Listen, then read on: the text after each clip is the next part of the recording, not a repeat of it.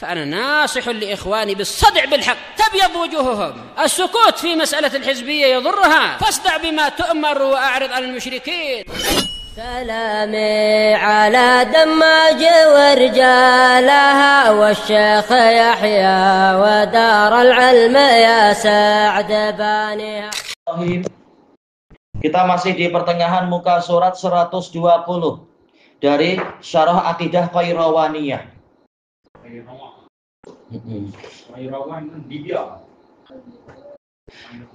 Kalau sekarang katanya ikut Ethiopia. Salah. Ikut mana? Allahul musta'an. Bukan. Apa namanya? Somalia. Sekarang Qairawan di Somalia, ikut wilayah Somalia. Ya, betul. Wa fi sahihil Bukhari wa Muslim Ani ibni Abbas radhiyallahu anhuma anin nabiyyi sallallahu alaihi wasallam fima yarwihi an rabbih azza wa jal qala innallah Abu Talha Zaid bin Sabit Ayo betul. Anaknya Talha, Abu Talha. Mungkin ya. Zaid bin Sabit tertulis di situ. Ayo tayyib. Abu Talha. Tayyib. Di dalam yang beliau riwayatkan dari Rabbnya Azza wa Jal, innallaha katabal hasanati was sayyi'at summa bayyana dzalik. Sesungguhnya Allah telah menetapkan kebaikan-kebaikan dan keburukan-keburukan. Kemudian dia menerangkan masalah ini. Faman hamma bihasanah, barang siapa ingin menginginkan suatu kebaikan, ingin melakukan suatu kebaikan, ya kuncinya pada melakukan sesuatu. Bukan diam saja menunggu takdir, harus ada usaha untuk masuk surga. Masuk rumah pun harus usaha, kan kita harus berjalan dan seterusnya. Masuk surga tentunya ujian lebih berat lagi, bukan sekedar ikut takdir gitu saja. Tayyib. Falam ya'malha, namun dia tidak jadi mengerjakannya, katabahallahu lahu indahu hasanatan kamilah. Allah mencatatnya untuk orang itu di sisinya, di sisi Allah satu kebaikan yang sempurna. Tidak sampai 10 tapi dapat pahala niat bagus. Daripada mengumpul dosa lebih baik mengumpul niat-niat yang baik. Iya, ini memang angan-angan banyak. Bukan sekedar amani, angan-angan, tapi memang niat. Memang ada niat, keinginan. Iya. Kalaupun nanti tak jadi ya sudah. Yang penting ada usaha ada keinginan yang baik. Tiba-tiba tayar pancit. Betul. Kalau seperti itu sudah ada usaha tapi tayar pancet, maka justru amalannya sempurna, dianggap ikut beramal. Kalau yang jihad, dianggap ikut jihad walaupun dia tak jadi berangkat karena sakit. Iya, cuma yang ini memang dia tak jadi berbuat. Bukan karena dihalang udzur tapi tak jadi. Itu pun ternyata mendapatkan pahala walaupun hanya 1. Adapun kalau sudah berusaha tapi tak jadi, ya ini pahalanya sempurna. Sempurna dalam artian seperti orang yang beramal. Cuma ada udzur karena sakit atau apa terhalang. Yang ini tak terhalang apa-apa tapi tak jadi. Yang seperti ini dapat pahala sempurna. Misalkan sekarang ada niat, insya Allah malam ini saya mau mengamalkan hadis Nabi lah. Niat apa misalkan ya? Sholat witir. Tahu-tahu setelah alarmnya berbunyi jam 4 misalkan, alah malas lah, sejuk lah, tak jadilah, tak ada udzur apa-apa, tak jadi. Iya, itu sudah dapat pahala, tapi pahala 1 aja ya, tak sampai 10, cuma 1. Iya, ujian dingin, ujian selimut empuk, seakan-akan selimutnya bilang sini aja lah, sedap di sini dengan saya. Tahu-tahu selimutnya boleh menggoda pula. Panas pula selimutnya. Tayyib. Kemudian fa in huwa hamma biha fa'amilaha, jika dia menginginkan berbuat kebaikan, kemudian dia melaksanakannya, katabahallahu lahu indahu asyra hasanat. Allah mencatat itu untuknya di sisi Allah 10 kebaikan.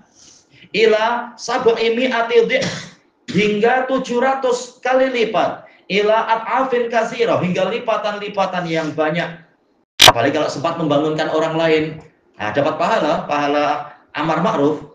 Nah, kalau orangnya kemudian ikut berwudu, kita dapat pahala wudu, dapat pahala ini dan itu. Nah, pahala boleh berlipat banyak-banyak.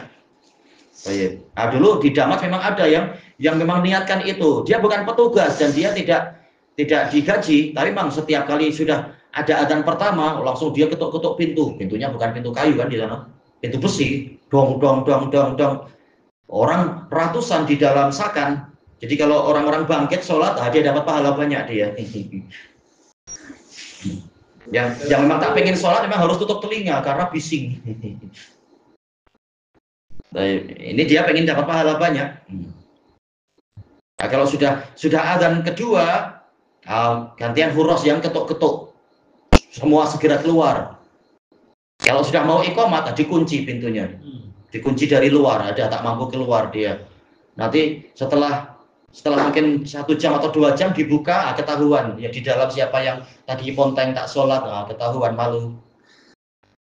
Nanti boleh dihukum, boleh juga diusir kalau berkali-kali macam itu. Ya, yang berusaha amar ma'ruf nahi mungkar mendapat pahala banyak dengan sebab apa? Banyak orang yang tergerak untuk ikut beramal soleh. Hamba ini berniat. Ham itu keinginan. Terjadi khilaf disebutkan oleh Ibnu Hajar. Ham itu bidayatul iradah ataukah nihayatul iradah? Awal keinginan ataukah akhir keinginan? Tapi memang mudahnya ham itu keinginan dan niat memang itulah niat. Jadi bukan sekedar berangan-angan, tapi memang ada niat, memang sudah ada qasad, sudah ada maksud. Memang insya Allah malam ini saya akan begini. Iya, ada semacam tekad. Tekad tiba-tiba banyak pancing. Nah itu pahala sempurna. Pahala 700 kah atau 100 terserah Allah. Tayar. Iya, tayarnya pancit ya, banyak meletus. Balik rumah dah pernah rehat. Itu sudah dihitung. Kalau sudah ada usaha berarti dihitung sudah bekerja, sudah beramal. Kemudian dikatakan di sini wa man hamma bisayyi'ah, barang siapa ingin berbuat keburukan. Mungkin apa ya, malam ini nak curi sedikit lah.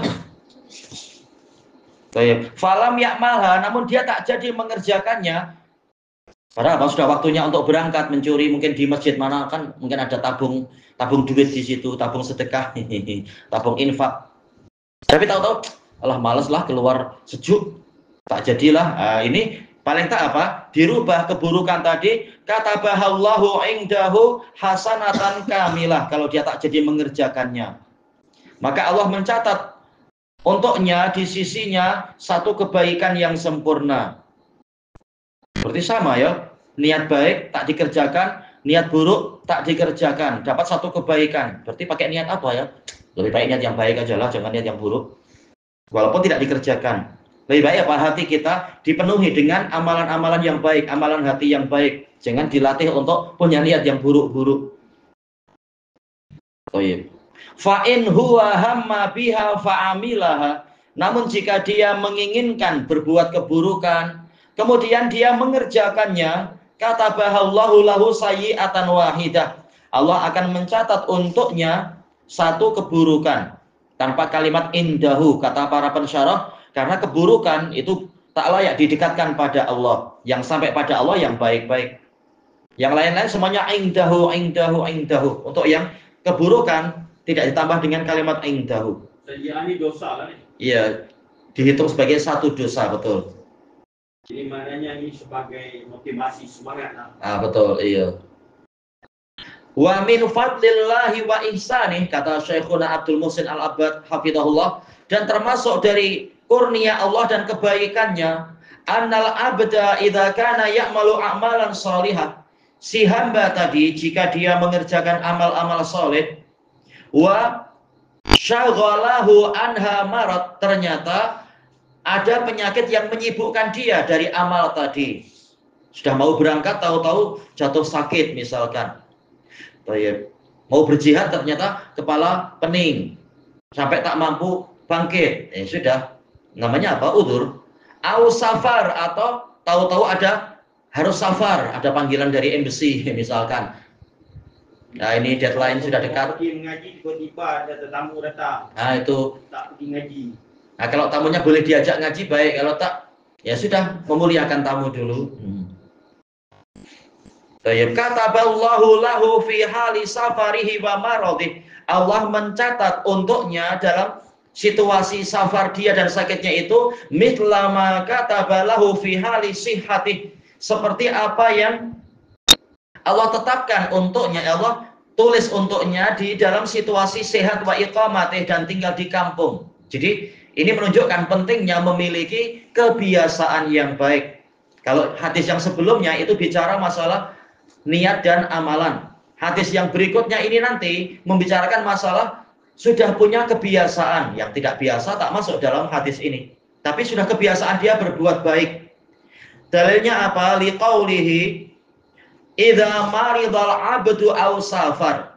Jika si hamba itu sakit atau mengadakan perjalanan yang jauh, kutibalahu mithlu ma kana ya'mal. Dicatat untuknya seperti apa yang biasa dia kerjakan. Muqiman sahihan, dalam keadaan tinggal di kampungnya dan sehat. Misalkan di kampungnya sudah biasa baca Quran banyak-banyak, tapi kalau sedang sakit mungkin jadi susah, namanya kepala pening dan sebagainya. Kalau dia sehat, atau kalau di kampung sudah biasa sholat malam 5 rakaat misalkan, atau 3 rakaat, tapi waktu safar susah karena harus memandu.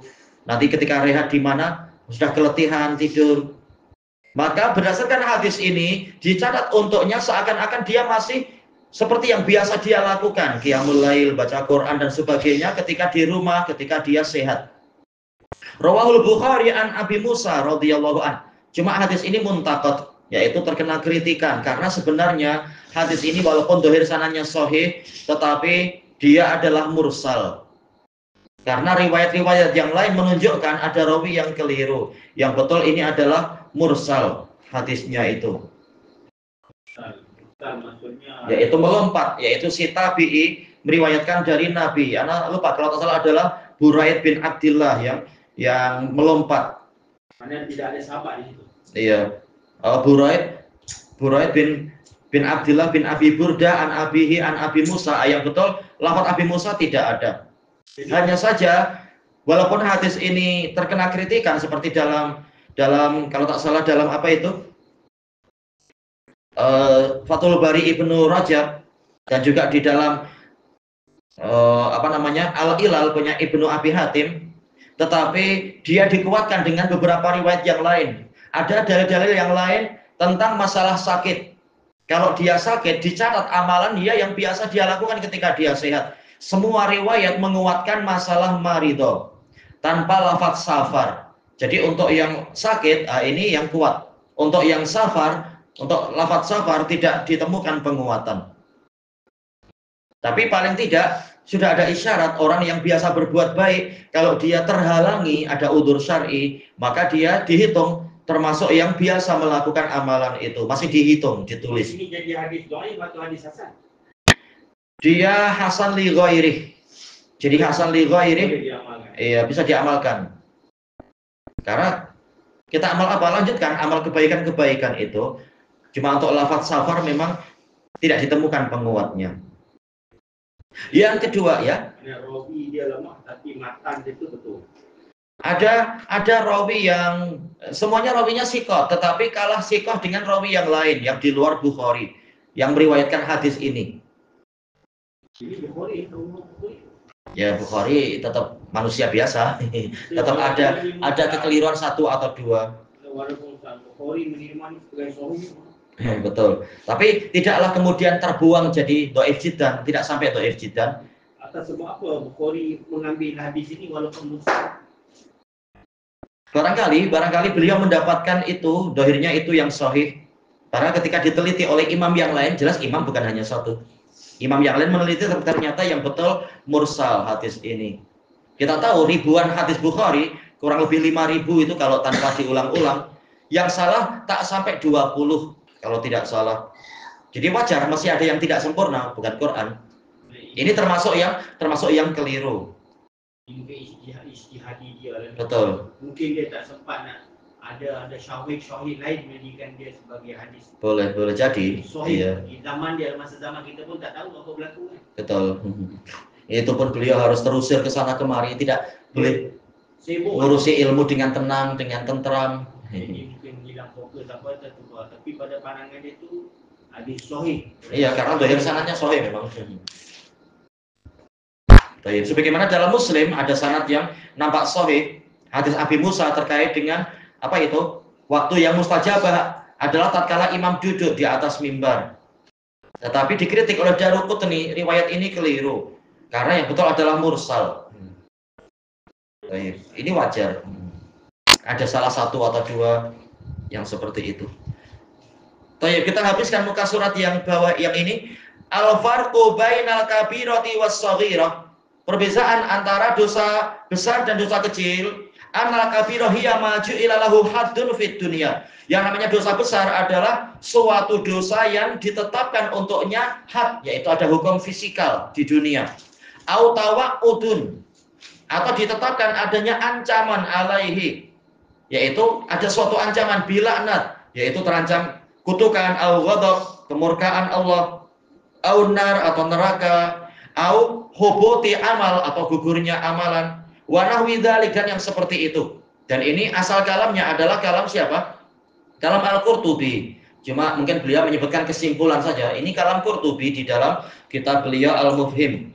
Syekhul Islam menguatkan kalam ini kemudian di dalam Majmu' Fatawa. Kemudian beliau menambahkan termasuk juga adalah yang ditansis Allah dan Rasulnya berlepas diri dari pelakunya. Ini berarti dosa besar. Wasaghirah ma lam takun kadzalik. Sementara dosa kecil adalah yang tidak sampai ada ancaman macam itu.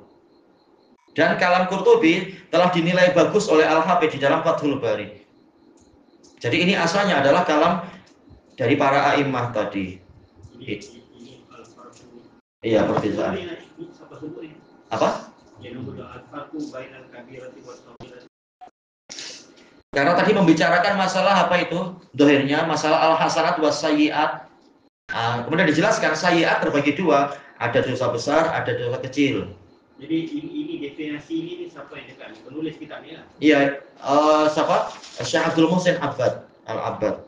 Cuma sebenarnya ini adalah yang mendahului beliau adalah para a'imah tadi, yaitu Al-Qurtubi di dalam Al-Mufhim. Al-Qurtubi Spanyol. Iya. Guru dari Al-Qurtubi pengarang kitab tafsir. Baik, alhamdulillahirabbil alamin.